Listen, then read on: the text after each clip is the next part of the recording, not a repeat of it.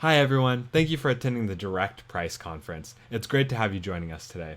And I'm really excited to be talking about 5 tactics to increase your farm sales with Barn2Door and Mailchimp.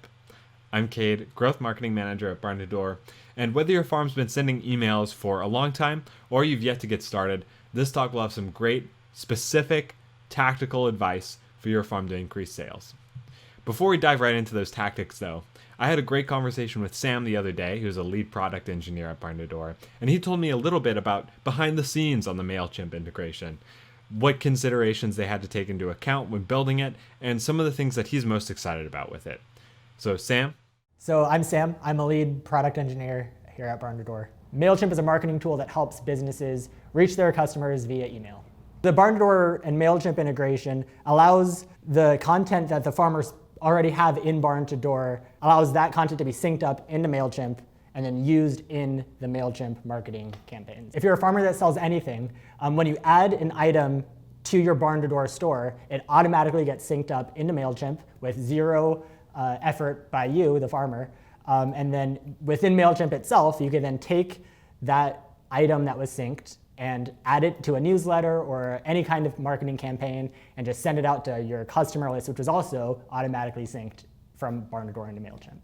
Something that I found really cool was since we sync order information into Mailchimp, Mailchimp has some machine learning algorithm or something in the back end that allows you to send out campaigns of like best-selling items to customers who would most likely purchase those kinds of items. So it tags all of your customers automatically without you having to do anything, and then you can send marketing campaigns to a generic group of people that you don't even know who it is. Mailchimp kind of decided for you based off of all of the data they have. The biggest challenge was probably figuring out which features would benefit farmers the most for selling their products on Barn2Door. We talked to farmers, figured out which features would benefit them the most, and we went ahead and tackled those head on. What makes me the most excited about the Mailchimp integration is the doors it opens for farmers to grow their customer base. So why is the Mailchimp and Barn2Door integration important? Well, these days that virtual interaction is extremely important in supplementing your in-person and real life relationship with your customers. You've got to have that way to touch them online as well to build a fuller relationship with your customers. And it truly is the best platform for speaking directly to your customers. Social posts are great for reaching your audience, but they aren't always guaranteed to be shown to every single person who likes your page. And also, there's some limitations on the formatting of a social post, whereas with a newsletter, you can really put as much as you want in there, and you're guaranteed to reach anyone who's on your mailing list. They can also have great returns. You might only spend 20 to 30 minutes a week setting up a newsletter to your customers, and it doesn't cost anything to actually send that email, but you can actually get a good amount of orders out of it, guaranteed to go to all of your customers. Remember though, sending a newsletter by itself is not quite enough. You also have to have a way to get sales from it, and you have to be able to track those results as well. If you're not getting sales out of the marketing you do, there's really no point. It's just a waste of time. So you always have to keep that in mind. Sales are what count. So what actually makes a newsletter? There's a few key components. One of them is the storytelling from your farm. Even if it may seem mundane to you what you do day in and day out on your farm, it's actually super interesting to your customers, and they love to see that kind of inside, behind the scenes look at what goes on in your farm. It helps bring them closer and creates more of an attachment to your farm, makes it more of a full relationship.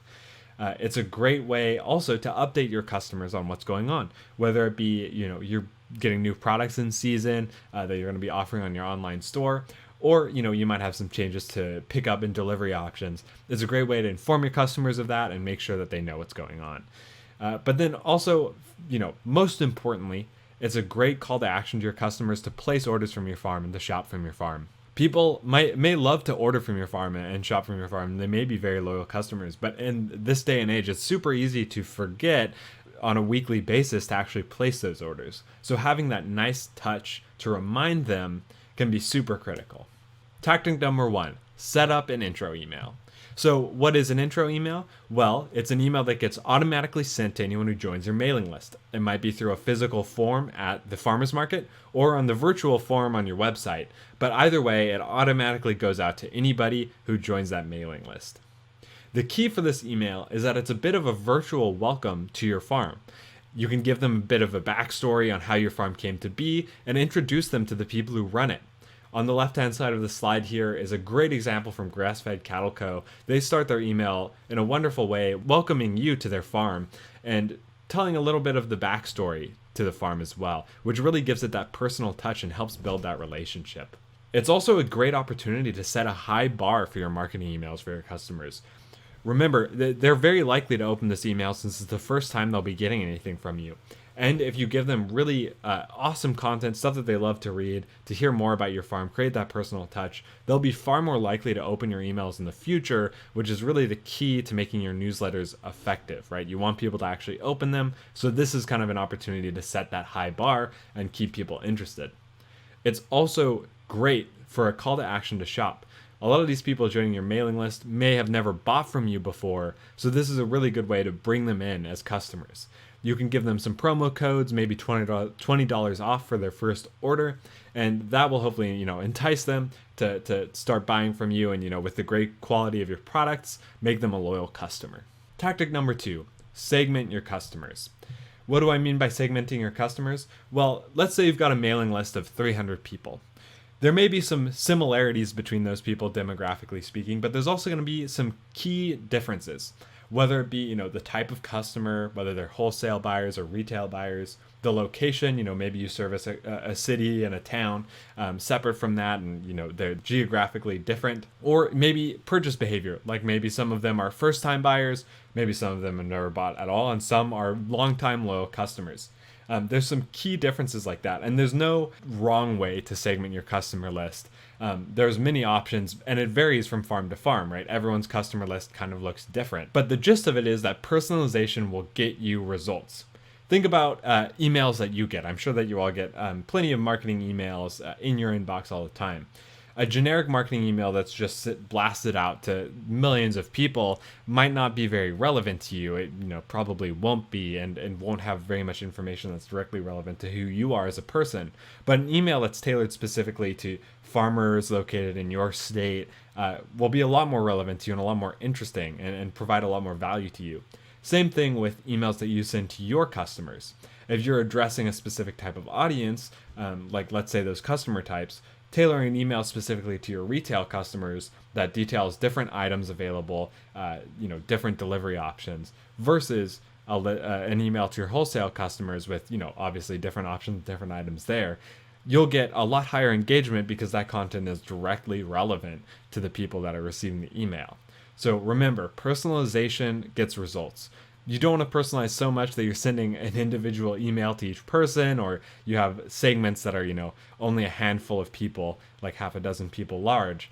But it can be helpful to have a couple segments and maybe send 2 different newsletters, keeping a lot of similar content, but just changing some of the stuff you focus on. Remember, you don't want to create too much work for yourself, but that personalization really does get results. Tactic number 3, use featured items. So this is a really cool functionality delivered in the Mailchimp and Barn2Door integration. You can see in this GIF on the slide right here of basically a demo just going through and dropping in that featured item block into an email. But as you can see, it's super easy to do. All you have to do is integrate your store with Mailchimp. Everything automatically syncs, and you can just drag in that featured item block, and it automatically pulls in some items for you. You can edit which items you feature, and you could change it up over time as well, depending on the season and what you want people to buy. But it's a great opportunity to feature some of your most popular products and get people to start buying them. It's a great place to share bundle boxes, whether it be a veggie mix box or some kind of griller pack if you're offering proteins. But it's a great opportunity to get people to place those orders right from your email. And it makes it super easy because it links directly to those items in your store. So it's a super, super easy and quick way to drop that call to action to shop and get those orders through in your emails. So utilize the featured item block. Makes your life super easy. Tactic number 4, use auto-recommended items. This is kind of the next step from the featured item block. It's kind of like taking it to the next level. Mailchimp has great functionality built in to create some smart recommendations to people who are receiving your emails. And this kind of gets back to the personalization, getting results thing again as well. Let's say you add an auto recommended item block to one of your emails. Same idea as adding the featured item block, you just drag it in. And then you send that newsletter out to 1,000+ people on your mailing list. They're all different, right? We talked about that. There's different segments. Well, people are also more likely, maybe I'm more likely to buy garlic and someone else is more likely to buy the eggs that you're offering, right? Well, Mailchimp will use its smart tools to try and figure that out and actually send me a newsletter with garlic, right in there, a CTA to buy garlic from your farm right in there, and the other person a CTA to buy eggs in that same place. So we're actually seeing different newsletters, or at least different items in the newsletter, based off what Mailchimp thinks we're more likely to buy, based off past ordering history and all of that stuff. So really smart, and also saves you a ton of time because you don't have to manually go through and see, oh, hey, does Cade buy garlic really often from our farm? Maybe we should recommend that to him.